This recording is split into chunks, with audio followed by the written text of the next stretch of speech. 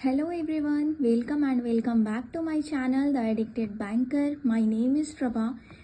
Last कुछ दिनों मुझे काफ़ी सारे कमेंट्स मिल रहे थे कि मैं अपनी मीन्स की स्ट्रैटेजी शेयर करूं एंड कुछ लोगों का डाउट्स भी था कि हमें कैसे प्रिपेयर करना चाहिए मीन्स के लिए, हमें मॉक टेस्ट से करना चाहिए या फिर हमें यूट्यूब के थ्रू या फिर किसी भी पेड बैच के वीडियो के थ्रू करना चाहिए.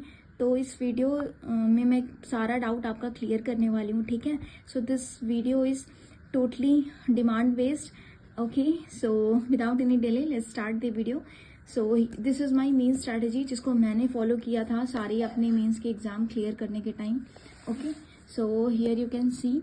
तो हम सब्जेक्ट वाइज स्टार्ट करते हैं. फर्स्ट सबसे पहले हमारा जीए सेक्शन जो कि काफ़ी की रोल प्ले कर रहा है आजकल, ठीक है. इसमें दो सेक्शन होते हैं हमारे. First one is banking awareness and second one is current affair, ठीक है.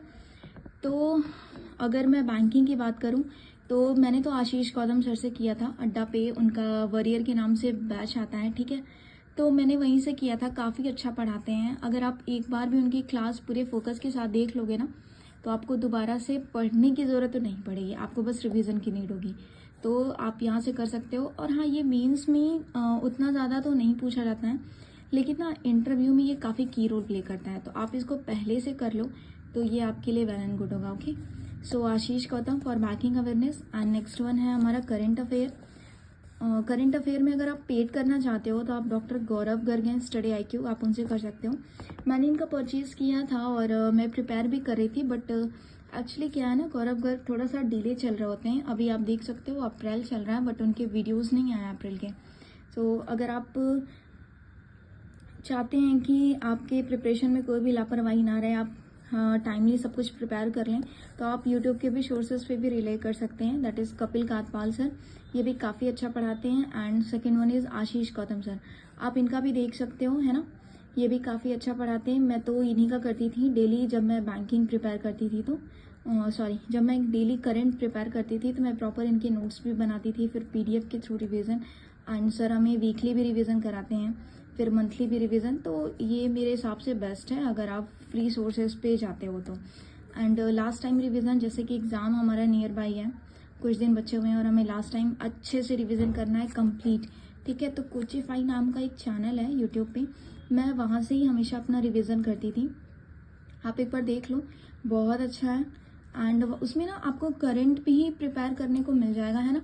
एंड आपको बैंक रिलेटेड जो न्यूज़ आजकल काफ़ी वेटेज रख रहे हैं करंट अफेयर के सेक्शन में, जीए सेक्शन में, मेंस एग्जाम में, तो दोनों ही आप लास्ट टाइम रिवीजन के लिए कोचिफाई को फॉलो कर सकते हैं.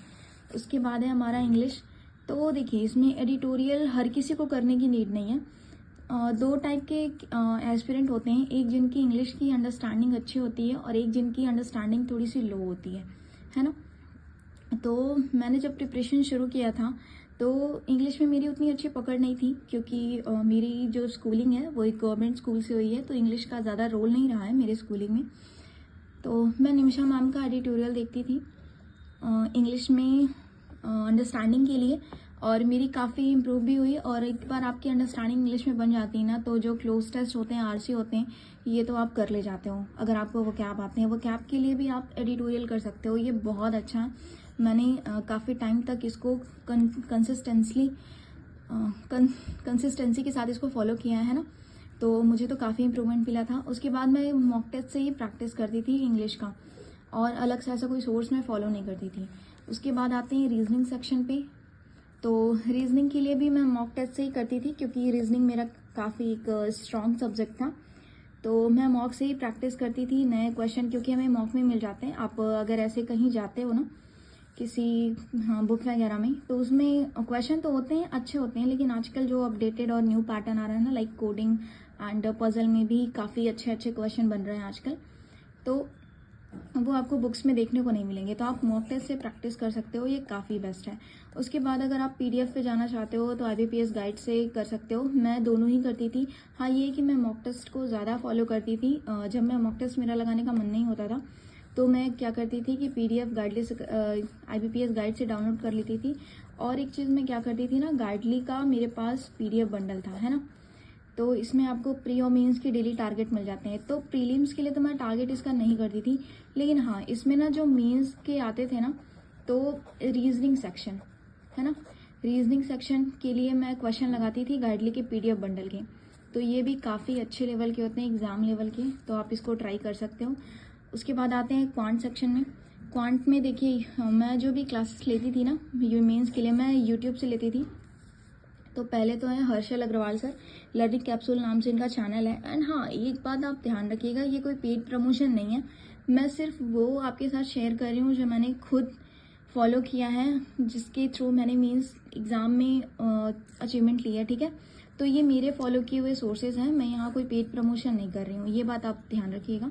सो back to the point, Harshal Agarwal sir learning capsule पे पढ़ाते हैं, इनसे मैं करती थी। पहले मैं क्या करती थी ना मेंस के लिए क्वांट का, क्योंकि ये भी मेरा सेक्शन थोड़ा सा ठीक था, तो मैं पहले प्रीवियस ईयर के क्वेश्चन सॉल्व कर लेती थी, जिसके थ्रू में पता चलता था कि किस टाइप के क्वेश्चन आने वाले हैं। तो ये करने के बाद है ना, उसके बाद इनकी क्लासेस मेंस रिगार्डिंग चलाते थे, मैं इसको कर लेती थी और काफ़ी ये हेल्पफुल था। आप एक बार करके देखो, आपका मेंस लगा हो तो, ठीक है। और अभी मेंस के एग्ज़ाम शुरू भी होने वाले हैं, अभी तो बैक टू बैक एग्ज़ाम्स आएंगे हमारे, है ना, अगस्त से एग्ज़ाम शुरू होंगे, तो आप इसको ट्राई करके देखो। उसके बाद मैं मीनाक्षी मैम की क्लास करती थी, इनके भी काफ़ी अच्छे क्लासेस हैं, काफ़ी अच्छे लेवल के क्वेश्चन आपको मिल जाते हैं, जैसा कि हमारे मेंस में आजकल पूछा जा रहा है, तो आप ये कर लो, है ना, ये गाइडली के टीचर हैं। उसके बाद आते हैं कंप्यूटर में। आप सबको पता है कि हाँ, ये मॉक टेस्ट से भी मैं प्रैक्टिस करती थी क्वांट का, तो ये भी मैंने यहाँ लिख लिया, मैंने सारी चीज़ें लिखी हैं कि मैं कुछ मिस ना कर दूँ। Okay, so next one is computer section. ये हमारे IBPS एंड SBI में तो नहीं आता है, बट कंप्यूटर हमारा RRB में आता है, हाँ ठीक है। तो इसके भी दो सोर्सेज हैं, या तो आप YT पे कर लो फ्री बिल्कुल, या तो आप पेड कर लो, और दोनों में ही सचिन अरोरा सर बेस्ट है। एंड अरोरा एजुकेटर नाम का इनका ऐप है, या तो आप ऐप डाउनलोड करके इनका पेड ले लो, या फिर आप YT से कर लो। अभी सर ने स्टार्ट भी कर दिया। RRB PO और RRB क्लर्क के रिगार्डिंग जो भी उनकी क्लासेस होती है, मैंने बिल्कुल फ्री वाली क्लासेस की थी। एंड मैं आपको बताऊं कि 40 में से 35 क्वेश्चन मैंने अटेम्प्ट किए थे, एंड ऑलमोस्ट सारे ही सही थे, एक क्वेश्चन मेरा गलत हुआ था, ठीक है। तो कंप्यूटर की तो टेंशन ही नहीं लेनी है अगर सचिन सर से आप क्लास कर रहे हो तो ये देखिए, ये मेरी कंप्लीट मीन्स की स्ट्रैटेजी, एंड मैंने इसको ही फॉलो किया था। और मैं एक बात कहना चाहूँगी, अगर आप सीरियस एस्पिरेंट हो, अगर आप इसको पूरे डिटर्मिनेशन के साथ, कंसिस्टेंसी के साथ अगर आप इसको फॉलो करते हो, ठीक है, तो ये मोर देन इनफ है। बहुत लोग करंट के लिए कहेंगे कि आप स्मार्ट कीड़ा का आप मॉक टेस्ट, मॉक ड्रिल आता है, आप वो ले लो, है ना, आप ले सकते हो। देखिए, अगर आपके पास बहुत ज़्यादा है कि हाँ मुझे सारा कुछ कर लेना है, मैं ये भी कर लूँगा, मैं वो भी कर लूँगा, आप GA भी कर ले रहे हो, क्वांट भी कर ले रहे हो, कंप्यूटर मैथ सारे सेक्शन आप कर ले रहे हो, इंग्लिश कर ले रहे हो, उसके बाद भी अगर आपके पास टाइम बचता है, ठीक है, मैं बता दूं, अगर आप प्रॉपर प्रिपेयर कर रहे हो ना, 2-4 घंटे हर एक सब्जेक्ट के दे रहे हो, तो आपके पास टाइम नहीं होता है। तो अगर फिर भी अगर आपके पास टाइम बच रहा है, ठीक है, तो आप, हमारा आता है SK स्मार्ट कीड़ा का मॉक ड्रिल आता है, आप वहाँ से प्रिपेयर कर सकते हो। बट मैंने इसे परचेज़ तो किया था, बट मैंने यहाँ से प्रिपेयर नहीं किया, क्योंकि वो काफ़ी ज़्यादा लेंदी हो जा रहा था, ठीक है, तो मैंने उसको छोड़ दिया। देखिए, काम उतने में करना है जितने में हमारा सिलेक्शन हो जाए, ठीक है, हमें हद से ज़्यादा एफर्ट करके और फिर रिजल्ट कुछ ना हो, ऐसा तो हमें चाहिए नहीं, ठीक है। हमें एफर्ट उतने करने हैं जितने में हमारा सिलेक्शन हो जाए, और अच्छे से करना है। 10 सोर्सेज पढ़ने से बेहतर है कि आप एक सोर्स को 10 बार रिवाइज कर लो, ठीक है।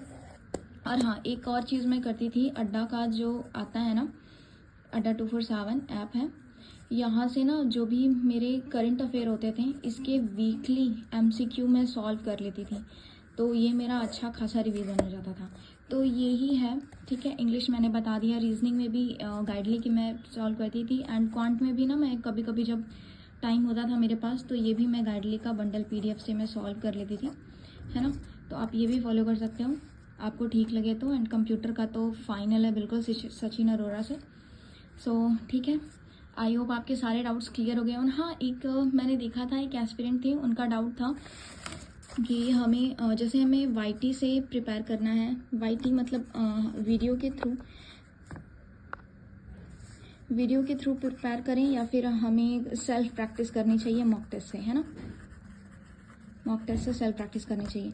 तो देखिए, जब तक आपको मेंस के क्वेश्चन समझ में नहीं आ रहे हैं, क्योंकि वो थोड़े से ट्रिकी होते हैं लैंग्वेज में भी एंड करने में भी, तो जब तक आपको वो समझ में नहीं आ रहे हैं, तब तक आप वीडियो सोर्सेज फॉलो करो, ठीक है, इधर वो पेड हो या फिर वो YT पे हो, फ्री हो, बिल्कुल आप पहले वीडियो सोर्सेज फॉलो कर लो, जब आपको मेंस के क्वेश्चन में अंडरस्टैंडिंग समझ में आ जाए कि हाँ ये क्या कहना चाह रहा है, क्या पूछना चाह रहा है ना, तब आप मॉक टेस्ट से सेल्फ प्रैक्टिस करो।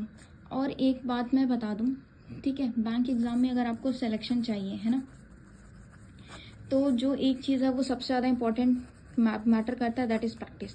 Practice practice and more practice. इसके लिए आप मॉक टेस्ट ले लो 2-3, आप वहाँ से प्रैक्टिस करो। अगर मैं अपना मॉक टेस्ट की बात करूँ तो मैं गाइडली यूज़ करती थी, ठीक है। और टेक्स्ट बुक अब कुछ लोग कहेंगे कि इसका वो लेवल नहीं है जो एग्ज़ाम में आ रहा है, तो देखिए जो लेवल पहले टेक्स्ट बुक का था मैं उसको बिल्कुल भी रिकमेंड नहीं करूँगी, मैं खुद भी नहीं देती थी। लेकिन जब से टेक्स्ट बुक अपना लेवल चेंज किया ना, मैं बता रही हूँ ये काफ़ी अच्छा है आपके प्री के लिए भी, ठीक है, एंड मेंस में भी ये हेल्पफुल है। देखिए मैं जो फॉलो करती थी मैं वो बता रही हूँ। मैं गाइडली लगाती थी, टेक्स्ट बुक, उसके बाद मैं अड्डा यूज़ करती थी। अब देखिए बहुत लोग ऑलिव बोर्ड यूज़ करते हैं, है ना, ऑलिव बोर्ड यूज़ करते हैं, हमारा क्या स्मार्ट कीड़ा यूज़ करते हैं। तो देखिए आप अपने हिसाब से देख लो आपको क्या करना है। ये भी अच्छा है, ये भी अच्छा है, ये सारे भी अच्छे हैं, है ना। तो मैं किसी को अच्छा या बुरा नहीं कर रही हूँ, मैं सिर्फ यहाँ वो शेयर कर रही हूँ जो मैंने फॉलो किया था, जिसको फॉलो करके मैंने एग्ज़ाम्स क्लियर किए हैं। IBPS PO है ना, IBPS PO एंड क्लर्क, फिर हमारा था RRB PO एंड क्लर्क, ठीक है।